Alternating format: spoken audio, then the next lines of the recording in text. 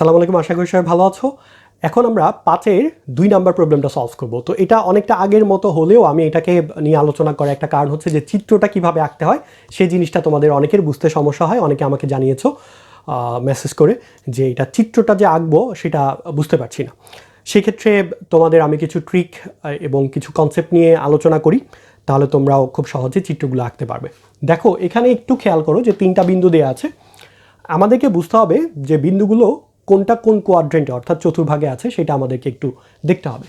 এখানে খেয়াল করো বি এবং সি এই দুইটা কিন্তু একটা যদি ফার্স্ট কোয়াড্রেন্টে হয় একটা থার্ডে হবে, একটা সেকেন্ডে হলে একটা ফোর্থে হবে। আমরা একটু দেখি কারণ কি, দেখো একটা হচ্ছে মাইনাস প্লাস, একটা হচ্ছে প্লাস মাইনাস।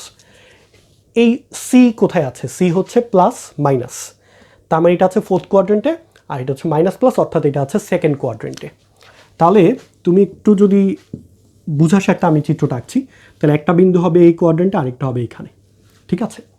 এই আর এ কোথায় আছে? দেখো এ আছে ফার্স্ট কোয়াড্রেন্টে, তার মানে আমার চিত্রটা হবে এরকম, খুব সহজ। দেখো এই হবে চিত্র, ঠিক আছে? এটা হবে এ, এটা হবে বি এবং এটা হবে সি, ঠিক আছে? বি হচ্ছে সেকেন্ড কোয়াড্রেন্টে, সি হচ্ছে ফোর্থ কোয়াড্রেন্টে, আর এটা হচ্ছে ফার্স্ট কোয়াড্রেন্টে। খুবই সহজ, এখান থেকে আমরা চিত্রটা খুব সহজে আঁকতে পারবো।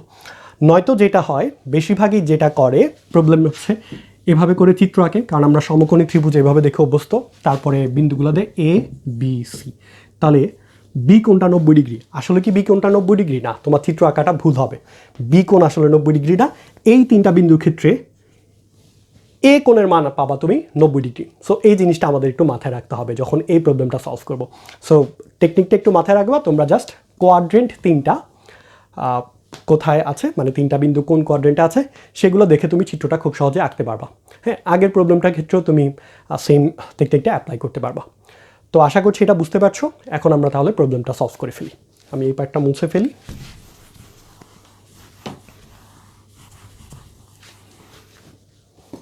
দেখো তো চিত্রটা যেমন বলেছিলাম, চিত্রটা আমি একটু উপরে আরেকবার আঁকি, এরকম হবে। এবং এটা ছিল এ, এই কোণের মান ছিল 90 ডিগ্রি। এ এর মানটা আরেকবার লিখে ফেলি 3 4। তারপর বি ছিল এখানে -4,3 এবং সি ছিল এখানে 4,-3। বাকি পার্ট খুবই সহজ, আগেরটার মতো আমরা A B square, BC square, AC square বের করে ফেলবো। আমরা সবার প্রথমে বের করি A B square. A B square সমান পাবো 3 + 4 whole square plus 4 - 3 whole square. তাহলে এখানে পাবো 49, এখানে পাবো 1, সো 50। বিসি স্কোয়ার সমান আমরা বের করে ফেলি।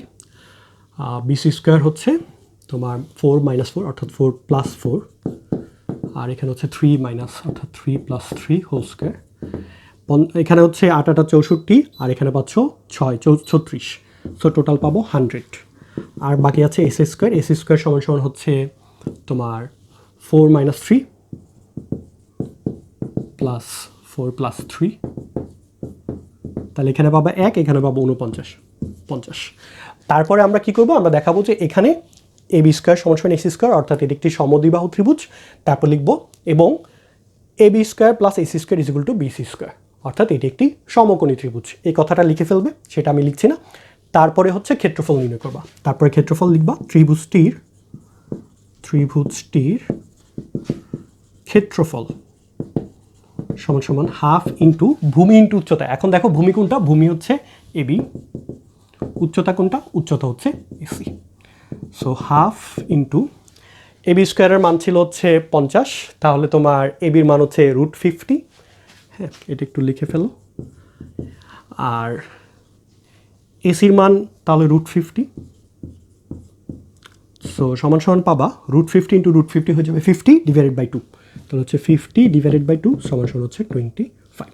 এটা হচ্ছে অ্যান্সার। তো আশা করছি সবাইটা পারবা। এখন আমরা নেক্সট প্রবলেমটা সলভ করবো। নেক্সট প্রবলেমটা হচ্ছে 5-এর 3। তো সবাইকে সেটা দেখার আমন্ত্রণ জানিয়ে এখানে শেষ করছি এটা। আশা করছি নেক্সট পার্টটা সবাই দেখবে।